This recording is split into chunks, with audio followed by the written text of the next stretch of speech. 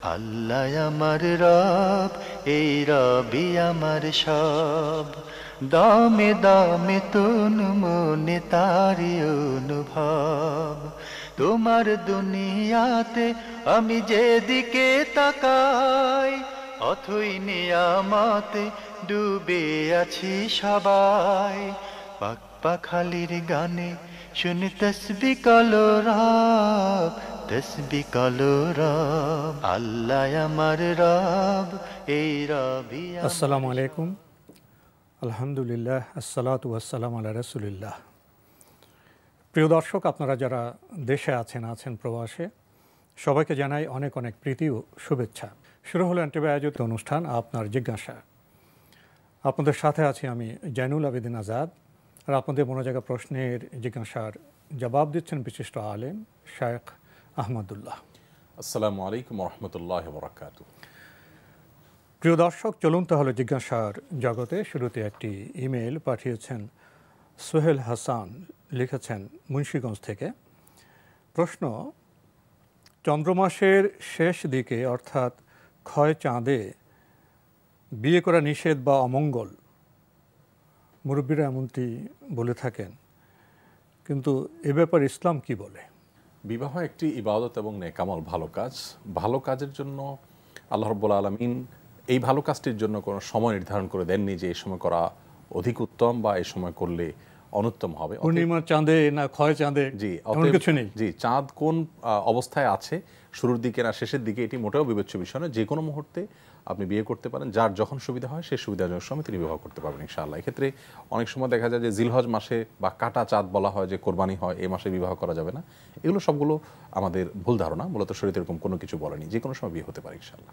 এগুলো কে বলেছে? প্রচলন হয়ে গেছে, প্রচলন হয়ে আছে। আমরা খুব একটি মজার বিষয় জানলাম প্রিয় দর্শক। আমাদের হাতে একটি চিঠি,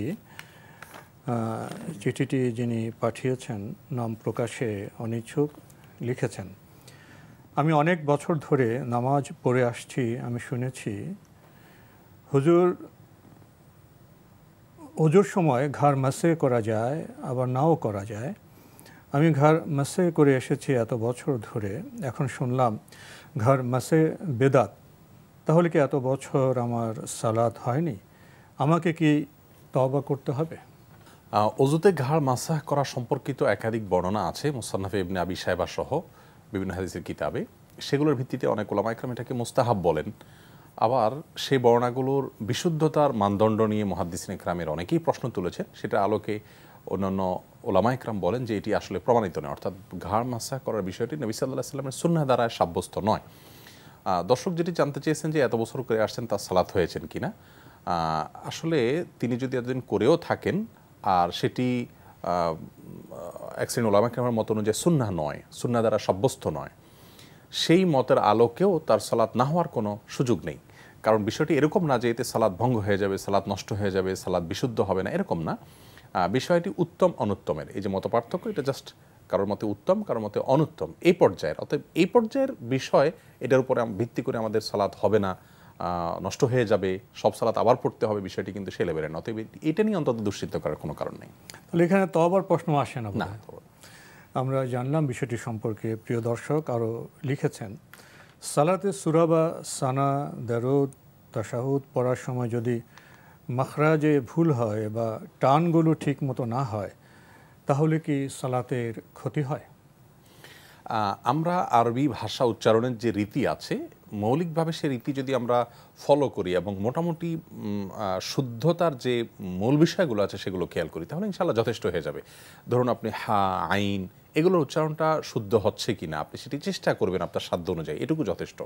এর বাইরে সালাতের মধ্যে এই দোয়া দুরুদ এগুলো পাঠ করার সময় তিনালিপ, চারালিপ, এই যে টানগুলো, এগুলো এভাবে লক্ষ্য করতে হবে, এটি মোটেও আবশ্যক নয়। বরং অনেক ওলামা ইকরাম তো বলেন যে কোরআনে কারীম যেভাবে মদ গুন্না দিয়ে তেলাওয়াত করতে হয়, আরবির অন্য কোনো, এমনকি দোয়া দুরুদ, এমনকি রাসূল আকরাম সাল্লাল্লাহু আলাইহি ওয়াসাল্লাম হাদিস পাঠ করার সময়ও সেইভাবে মদ গুন্না অ্যাপ্লাই করা, প্রয়োগ করা উচিতই না।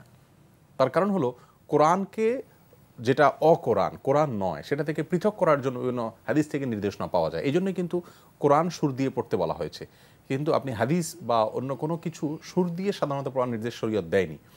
এজন্য এই মতটি যে সমস্ত ওলামা কেরাম বলেছেন এটি অত্যন্ত গুরুত্বপূর্ণ যে কোরআনের সাথে গায়রে কোরআন বা যেটা কোরআন নয় সেটার সাথে পার্থক্য যেন হয়। দুইটাই যেহেতু আরবি, শুনতে মনে হবে দুইটাই কোরআন, এজন্য আমরা কোরআন পাঠের সময় সেটার তাজবিদ, সেটার মদ এবং গুন্নাগুলোকে পরিপূর্ণ খেয়াল করব। অতএব দুরুদ, দোয়া মাসুরা, আত্তাহিয়াতু বা এই জাতীয় যেগুলো আছে সেগুলো পাঠ করার সময় আমাদের যে করতে হবে, মদ গুন্নাগুলো সেভাবে কোরআনের মতো করতে হবে, সেটি মোটেও আবশ্যক নয়। শুধু মোটা দাগে কোনো ভুল যেন না হয় সেটি খেয়াল করলে হবে ইনশাআল্লাহ।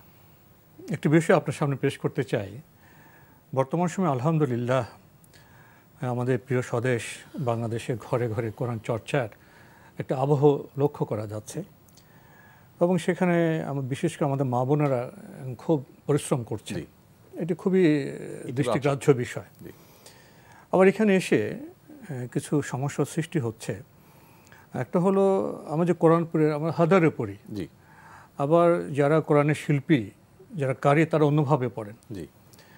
এবং এখানে আপনি যে মাদ, গুন্না, আরবে যে বর্ণমালা, স্বরবর্ণ, ব্যঞ্জনবর্ণ, মূল বিষয়টা হলো স্বরবর্ণ ব্যঞ্জনবর্ণগুলো আমি উচ্চারণ করতে পারছি কিনা এবং আপনার মাদগুলো ঠিকমতো হচ্ছে কিনা। কিন্তু যারা কোরআনের শিল্পী, যারা কারি, তারা যেভাবে টানেন, সাধারণ মানুষের পক্ষে তো, যাদের মাতৃভাষা আরবি নয়, এটা তো খুবই কঠিন বিষয়।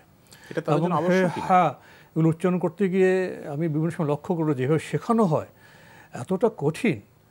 আমি তো বাংলা সাহিত্যের ছাত্র, আমরা তো ফোনেটিক্স বা ধ্বনিতত্ত্ব পড়েছি, 3টা স্বর উচ্চারণ আছে, কিন্তু এটা আমরা স্বাভাবিকভাবে যে উচ্চারণ সেটা একটা বিষয়। একটা আমি যদি দন্তস্ব, তালব্যস্ব, মূর্ধন্যস্ব এত কঠিন করি, সে উচ্চারণ তো মানুষের পক্ষে করা সম্ভব নয়। তো এখানে 2টি ধারা লক্ষ্য করা যায়। আলহামদুলিল্লাহ আমি লক্ষ্য করেছি ইদানিং যারা মদিনায় লেখাপড়া করেছেন তারাও কোরআন শেখাচ্ছেন এবং তারা বলছেন এত কষ্ট করে যে যিনি শেখাচ্ছেন তিনিও এভাবে কিন্তু পড়তে পারবেন না। তো এই যে একটি কোরআন চর্চার, শিক্ষার এই যে একটি আগ্রহ, সেটা যদি সহজ শুদ্ধ করা হয় সেটা কি উত্তম নয়? সন্দেহাতীতভাবে আমরা একজন কারি যিনি শিল্পের পর্যায়ে গিয়ে তেলাওয়াত করেন, তাজউইদের সাথে যেটাকে তেলাওয়াত বলি আমরা, সেই মাপের তেলাওয়াত করা শরীয়ত নির্দেশই করেনি কমনভাবে। হ্যাঁ, যে যতটুকু পারেন, আল্লাহ বলেছেন ওয়ারাতিল কোরআন তারতিলা, আপনি আপনার সাধ্য অনুযায়ী আপনি আরও বেটার করতে পারেন, তো চেষ্টা করুন, এটা ভালো। কিন্তু এর মানে এই নয় যে এভাবে না হলে আপনি তেলাওয়াত করবেনই না। আমরা অনেক সময় এরকম বলি। আর নামাজে আমরা যখন পড়ি, নামাজের মনোযোগ লক্ষ্য তো অন্য কিছু। সেখানে আমরা তাসবিহ নিয়ে যদি এত কষ্টকর ভাবে চলতো, আমাদের মনোযোগ দেখা যায় অন্যদিকে চলে যায়। এক্স্যাক্টলি, আপনি তাজউইদের পেছনে কসরত করতে গিয়ে দেখা গেল যে আপনার মনোযোগটাই ওইদিকে থাকছে না। আপনি কেরাত হচ্ছে কি হচ্ছে না সেটা, আপনি কি বলেছেন আল্লাহ তাআলা, আপনি কি পাঠ করছেন, সেটার মর্ম কি, আপনি সেটা উপলব্ধিতে আনা, এটা অনেক বেশি গুরুত্বপূর্ণ এই আক্ষরিক শুদ্ধতার চাইতে। অতএব কোরআনকে আমরা শুদ্ধ করে তেলাওয়াতের চেষ্টা করব, এর মানে এই নয় যে কারীদের মতো না, এবং এটাকে কঠিন করে তোলা, যেটা না হলে আপনার হবেই না। অনেক সময় আমরা বলি যে না, আপনি না হলে না পড়েন, আপনি ভুল করতে গিয়ে খুব কঠিন কথা বলো।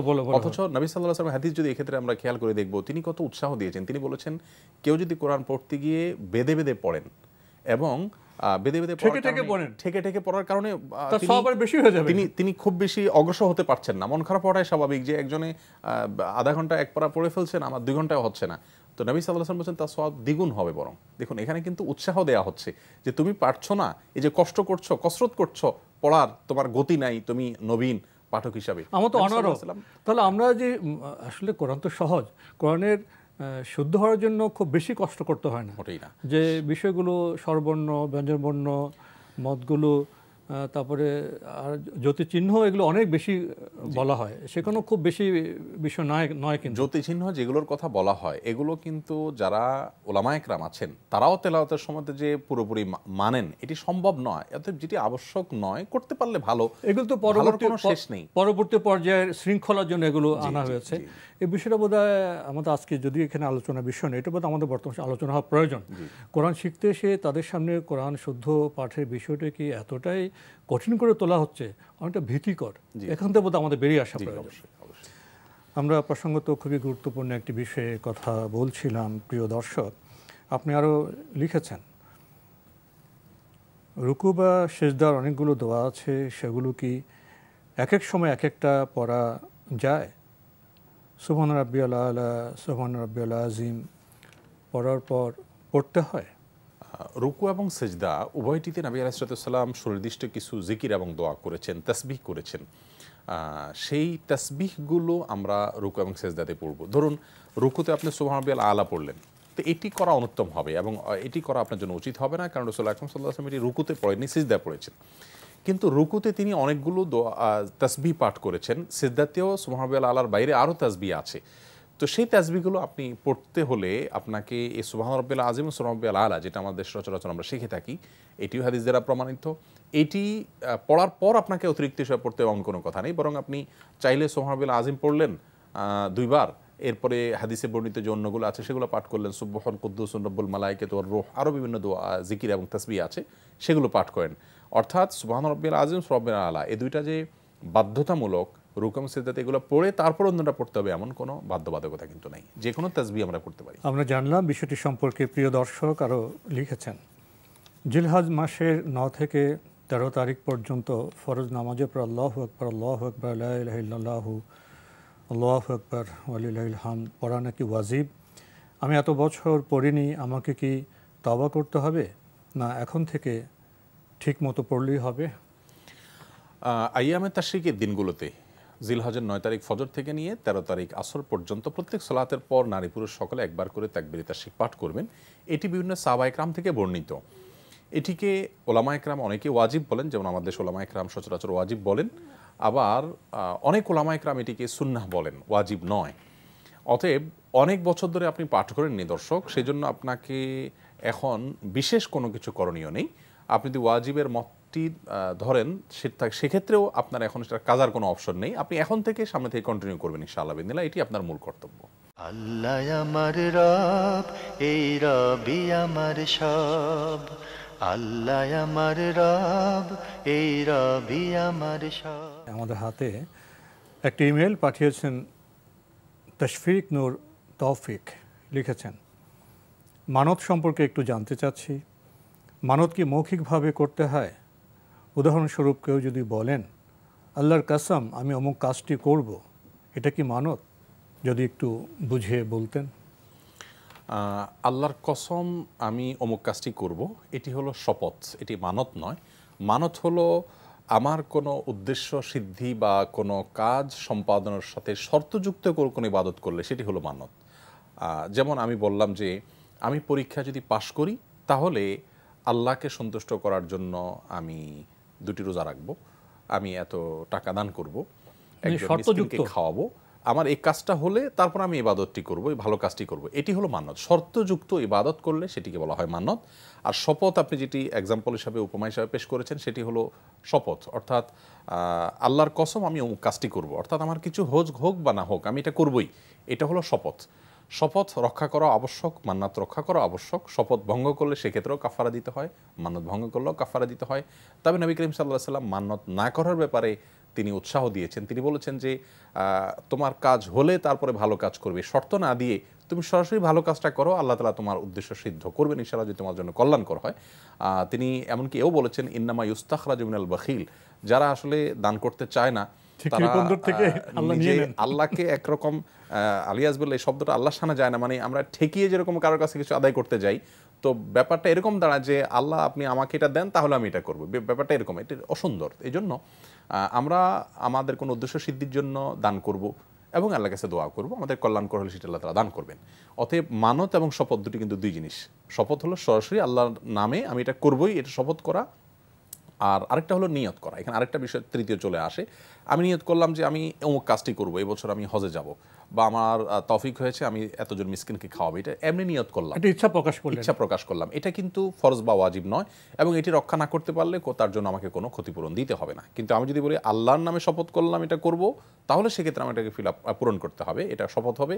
আর শর্তযুক্ত যদি করে এটা হলে এটা করব, তাহলে এটা হয়ে গেলে তারপর সেটি অবশ্যই সম্পাদন করতে হবে।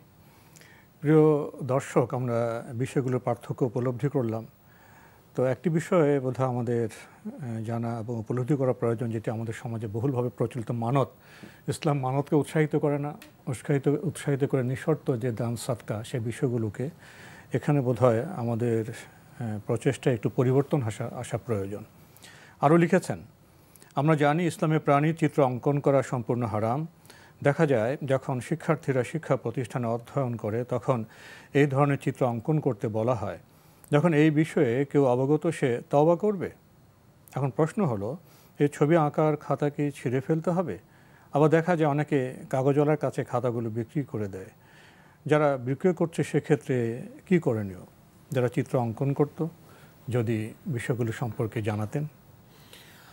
প্রথম বিষয় হলো অঙ্কন করা। ইসলাম শরীয়ত প্রাণীর ছবিকে অঙ্কন করতে নিষেধ করেছে। কেন নিষেধ করেছে? আল্লাহ রাব্বুল আলামিনের প্রত্যেকটা নিষেধাজ্ঞার পেছনে এক বা একাধিক হেতু এবং রহস্য আছে, যেটি হয়তো আমরা জানি না, কিন্তু রহস্য অবশ্যই আছে। আল্লাহ রাব্বুল আলামিন অহেতুক কোনো নির্দেশ বা নিষেধ আমাদের উপরে আরোপ করেননি। অতএব স্বাভাবিক অবস্থাতে প্রাণীর ছবি আমরা অঙ্কন করব না, কিন্তু কেউ যদি কোনো শিক্ষা প্রতিষ্ঠানে তিনি অধ্যয়ন করতে গিয়ে বাধ্য হয়ে কোনো প্রাণীর ছবি অঙ্কন করেন, তাহলে সেটি তো তিনি বাধ্য হয়ে করেছেন, শিক্ষার প্রয়োজনে করেছেন, সেটি ভিন্ন কথা। আর দ্বিতীয় প্রশ্ন হলো যে এই আঁকা কাগজগুলোকে আমাদেরকে নষ্ট করে ফেলতে হবে? এর উত্তর হলো, এগুলোকে আমরা সম্মানজনকভাবে টাঙিয়ে রাখবো না। এছাড়া এগুলোকে যদি আমরা ব্যবহার করতে চাই, যেমন ঠোঙা বানিয়ে ব্যবহার করলাম বা কাগজওয়ালার কাছে বিক্রি করে দিলাম, তাতে কোনো অসুবিধা নেই ইনশাআল্লাহ। এগুলোকে পুড়িয়ে ফেলতে হবে এমনটি মোটেও বাধ্যতামূলক নয়।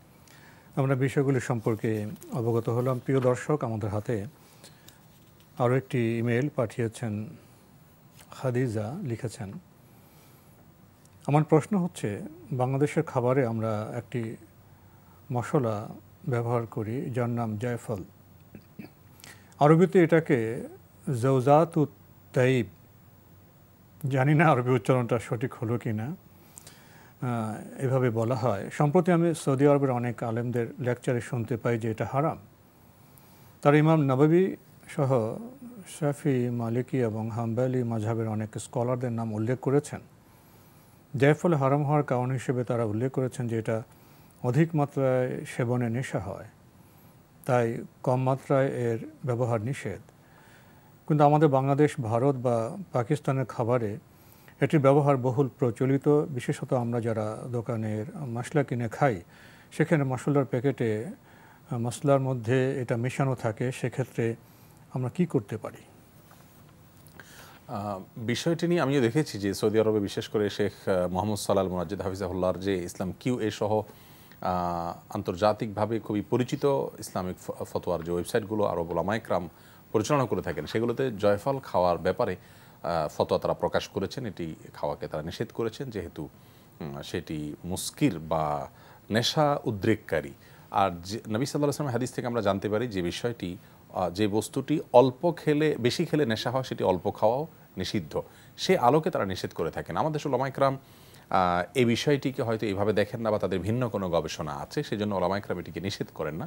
কিন্তু আপনি এই বিষয়টি সুরাহা সুনিশ্চিত একাডেমিক দীর্ঘ আলোচনার মাধ্যমে আপনার কাছে পরিষ্কার হওয়ার আগ পর্যন্ত আপনি এটা বর্জন করাটা আপনার জন্য উত্তম হবে, যেহেতু উলামা ইকরামের ফতোয়া এর বিরুদ্ধে রয়েছে এবং আপনার এটি হালাল হারাম হওয়া নিয়ে যথেষ্ট সংশয় দেখা দিয়েছে। অতএব এটি বর্জন করাটা আপনার জন্য আমরা তাকওয়া এবং এহতিয়াত এবং সতর্কতামূলক মনে করি।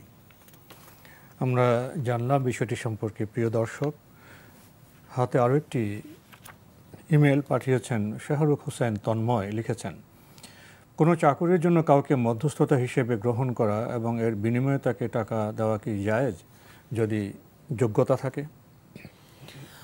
মধ্যস্থতা বলতে যদি সুপারিশ করা হয় বা মুখে বলে দেওয়া হয়, তাহলে এর জন্য পারিশ্রমিক নেওয়া কোনো অবস্থাতে জায়েজ নয়। তার কারণ হলো, ইসলামী শরিয়াত একটি বিষয়কে নিষেধ করে। ইসলামী অর্থনীতিতে একটা টার্ম আছে, আল উজরা বেলা আমল, অর্থাৎ শ্রম ছাড়া পারিশ্রমিক নেওয়া। এটি ইসলামী শরিয়াত জায়েজ করে না।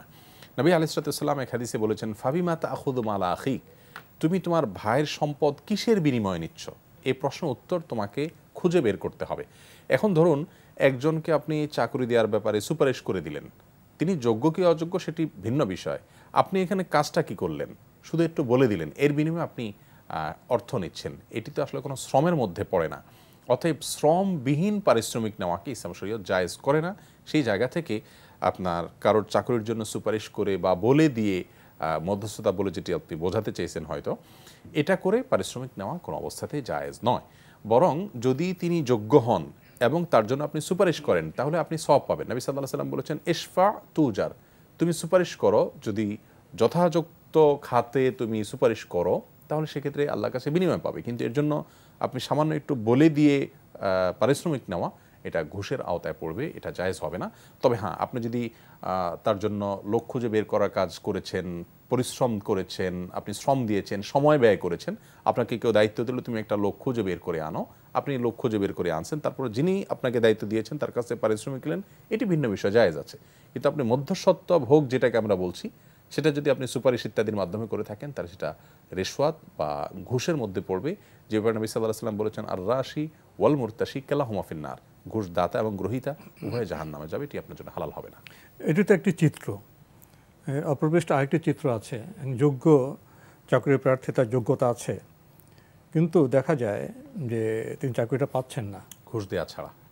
টাকা দিতে হতে হবে, অথবা খুব ক্ষমতাবান কাউকে দিয়ে বলাতে হবে।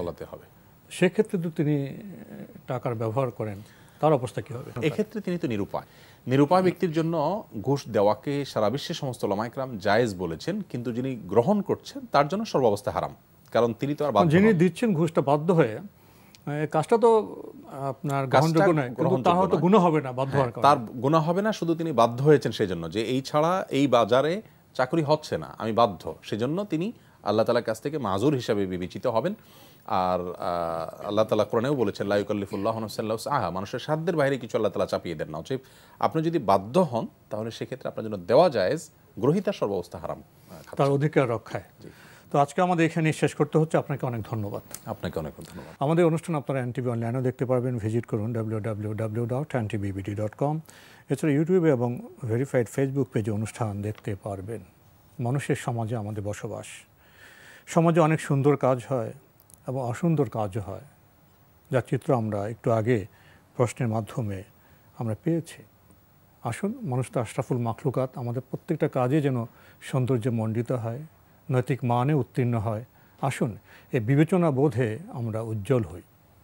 চিঠি লিখুন, প্রশ্ন পাঠান আমাদের ঠিকানায়। পরিচালক আপনার জিজ্ঞাসা, এনটিভি, বিএসসিসি ভবন, 7ম তলা, 102 কাজী নজরুল ইসলাম অ্যাভিনিউ, কারওয়ান বাজার, ঢাকা 1215। ইমেল অ্যাড্রেস আপনার জিজ্ঞাসা @ntvbd.com। প্রিয় দর্শক, মহান আল্লাহ আমাদের সবাইকে নিরাপদে রাখুন, রাখুন শান্তিতে। আসসালামু আলাইকুম। আল্লাহ আমার রব, এই রবি আমার সব, দামে দামে তুন মনে তারি অনুভব। আল্লাহ আমার রব, এই রবি আমার